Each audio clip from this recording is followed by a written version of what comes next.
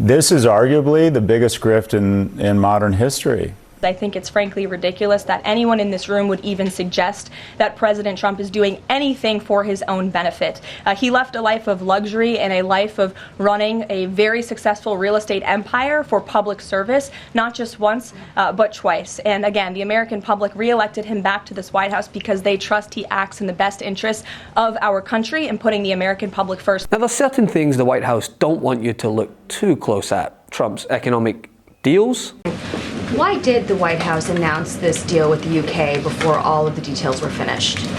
That's not true, actually. I saw the fact sheet. I saw the deal as well before the president brought all of you in the Oval Office in the effort of transparency. You had the president and the prime minister on the phone talking to all of you directly about how this was a great deal, a phenomenal deal, and discussions will continue. But as I spoke to our ambassador Greer yesterday, this is how trade deals work. You set an initial agreement, you set the framework, you set up the deal, and then of course,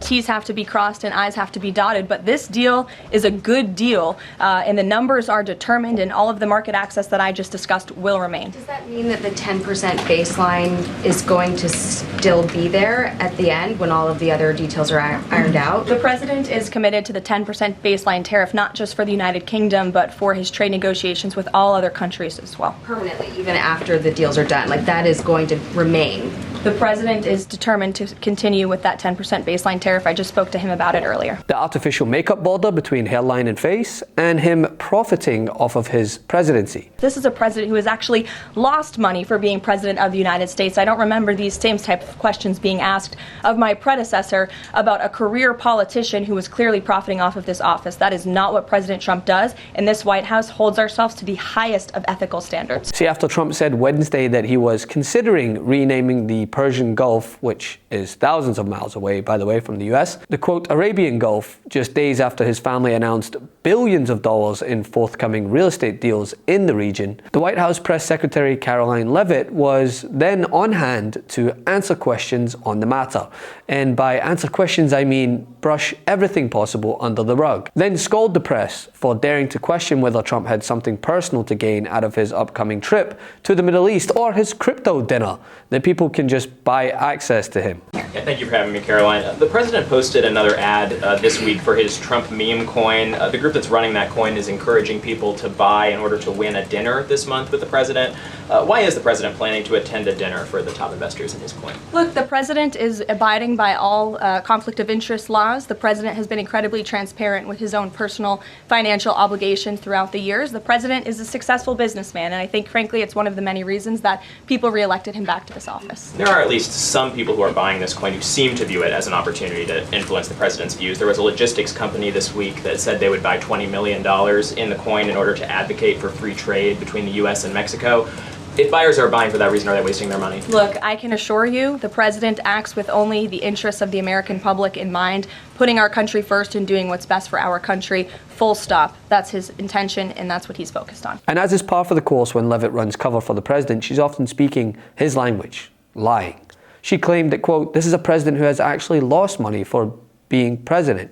That's so not true. If you have documented receipts of foreign governments writing checks or giving credit card payments to Joe Biden, show it to us. We've been at this for a year now. We haven't seen anything. Then we show you in our more than 100-page report the documented receipts of money going to Donald Trump, and you don't care about it. In other words, you don't care about the principle that our government leaders should not be on the take from foreign governments. That's outrageous. Well, because I will oppose any government official of any political party who's on the take with money from foreign governments, and I hope you would join me in that. And yet we've shown it to you, and yet you guys don't care about it.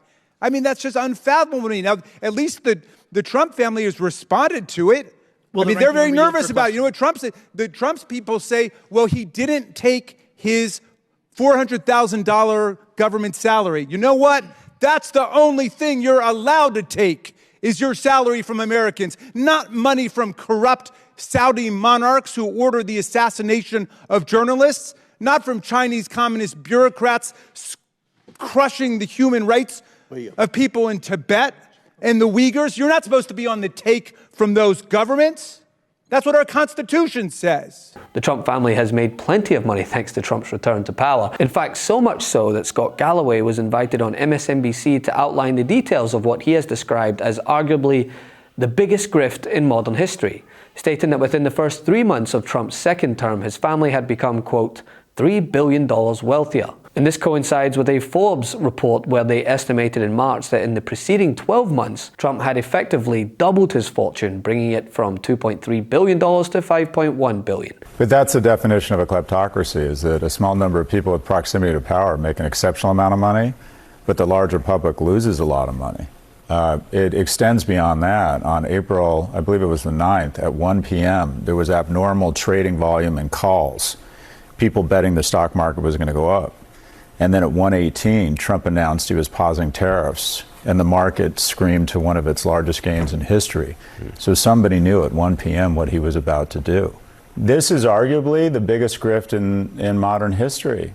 Think about it. The Trump family has gained $1 billion in wealth per month over the last 3 months. And the world is getting, or the U.S. is getting more expensive for everybody else. Yeah, Bloomberg is reporting that over half of the top holders of President Donald Trump's Memecoin have used foreign exchanges that they say ban American users. And according to Bloomberg, that suggests that those buyers are people not residing in the U.S. And so if that is the case, then the president is basically, has this event in which the top buyers of these coins, most of whom, according to Bloomberg, bought them are not residing in the U.S. or probably foreigners, they will be able to come and have access to the president.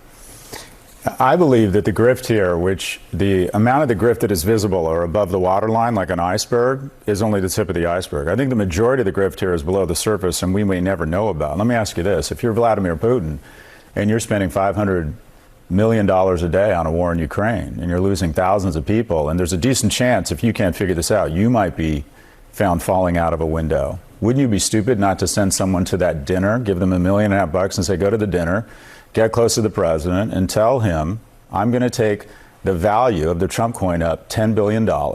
You own 80% of it. You'll enrich yourself $8 billion. And if by chance you pull support, weapons and funding to Ukraine, I'm going to put another $50 billion in it.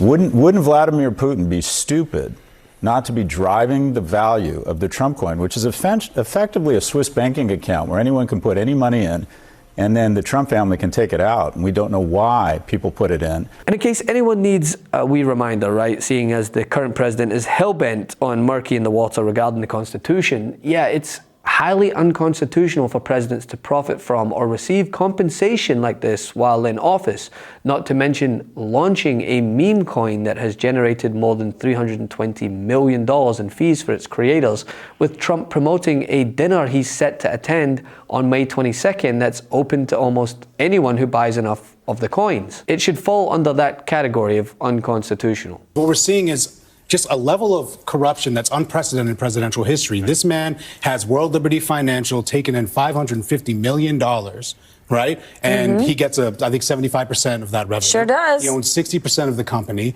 The meme coin, over $100 million in transaction fees. Like you said, foreign nationals directly buying access. The top 220 people, they get that dinner. This is direct pay to play. This is direct pay access here.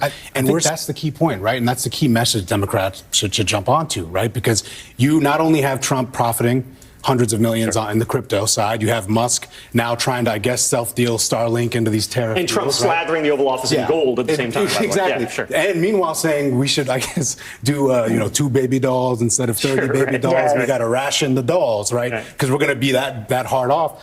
Basically, you're going to sit here and you're going to try to be the party of the people when you're decimating small businesses, you're raising prices on everyday Americans while profiting yourself endlessly, and then telling us to ration? That is not going to be a message that carries into the midterms, and Democrats need to jump on that. And, they shouldn't get too wonky and just focus on the impact on everyday Americans. And prominent Democrats have staunchly advocated that elected officials and their families should be barred from owning, controlling, or promoting stablecoin business ventures while in office, voting against a bill that Elizabeth Warren described as, quote, one that facilitates Trump's breathtaking corruption and lines his pockets and welcomes other elected officials to do the same. The Trump Organization recently announced plans to build a hotel and an apartment building in the UAE, and buyers, you guessed it, will be allowed to make payments in Bitcoins. The Genius Act makes this kind of corruption worse. There is nothing in the bill to stop it. Instead, the bill would accelerate it. President Trump and the crypto industry are not trying to jam through this bill because they know it will make corruption and bribery harder. They are trying to jam it through because they know it will turbocharge the size and scale of the stablecoin market and help boost the value of their own stablecoin ventures, all while containing no real restrictions on the president's self-dealing. New Meidas merch drop! Check out the latest pro-democracy sticker packs, t-shirts, hats, sweatshirts, and more, all at store.meidastouch.com.